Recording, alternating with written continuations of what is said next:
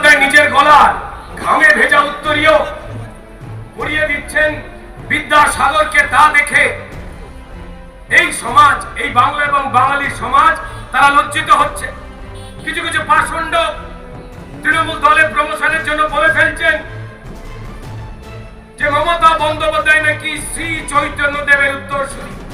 এ চরম লজ্জার কথা। বাংলা এবং বাঙালি মাথা হেঁট হয়ে যাচ্ছে।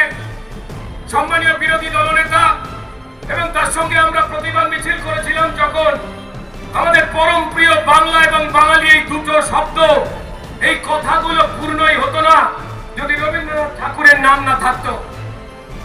সেই রবীন্দ্র ঠাকুরের ছবিতে তারা আগুন ধরিয়ে দেয়, তারা ক্ষমা চায় না, তারা লজ্জিত হয় না, উল্টে বলে রবীন্দ্রনাথ ঠাকুরকে নাকি ওই টিএমসিপি ছাত্র নেতা চিনতে পারেনি।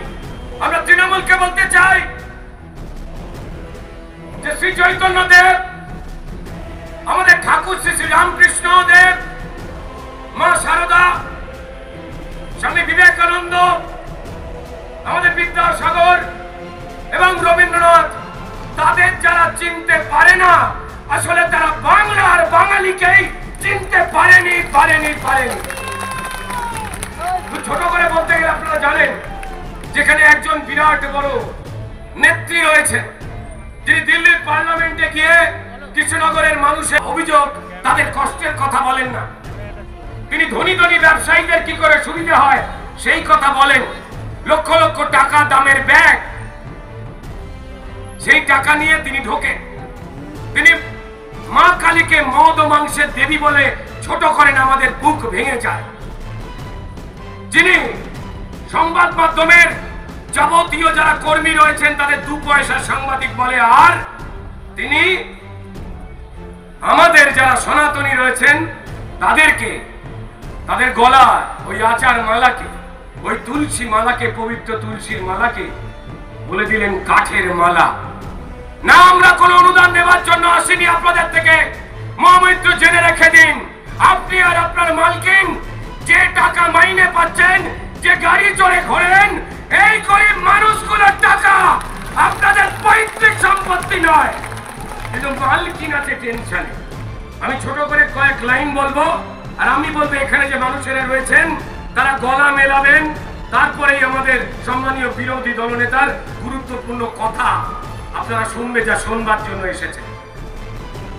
চোরকে তাড়াতে হবে, কিন্তু তার থেকেও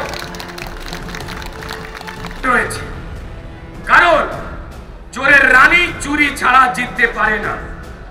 তাই বলি, রানী আছেন টেনশনে, টান পড়েছে পেনশনে।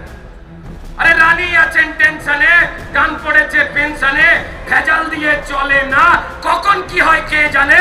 আরে রানী আছেন টেনশনে, রানী আছেন টেনশনে, রানী আছেন টেনশনে। ও দাদা গো, ও দিদি গো, ও দাদা গো, ও দিদি গো, নভেম্বরে এসআইআর, হুতুরে ভোট পগার পার, রানীর ঘুমার হয় না রাতে, ঘুম ভেঙে যায় বারংবার। রানী আছেন টেনশনে, রানী আছেন টেনশনে। আরে ছক্কসে যায় রানীর দল, ভুলবকে যায় অনর্গল, দিন রাত্রি চুলকে মাথা, ভোটার লিস্টে মেশায় চল। রানী আছে টেনশনে। আরে বাংলা বললে বাঙালি, বাংলা বললে নাকি বাঙালি, জোর গলাতে চেঁচালি, এসব নাটক করার পরেও পড়বে ধরা সব জালি।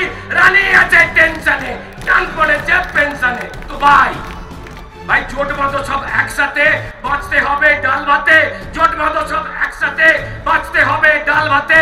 চোর তাড়াতে লড়াই হবে, লড়তে হবে দিন রাতে। রানী আছে টেনশনে, টান পড়েছে পেনশনে। শেষ কথা একদম, 26-এতে পগার পার। ওরা 26-এতে পগার পার, জ্বলবে তারা আসমানে। 26-এতে পগার পার, জ্বলবে তারা আসমানে।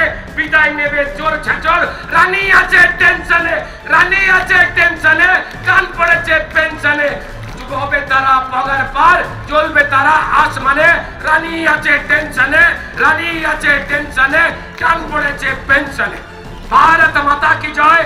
সবাই একত্রিত হন, একসঙ্গে হন। হিন্দুত্বের অপমান, বাঙালির অপমান চোর ছাচরের হাতে আমরা